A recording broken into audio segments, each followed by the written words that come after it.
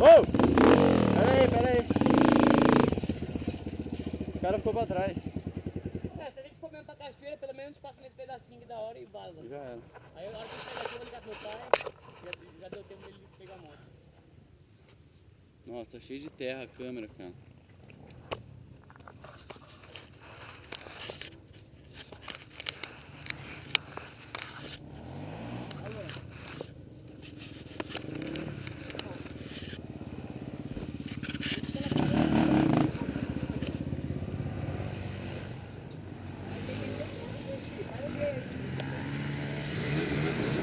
Ó, vambora.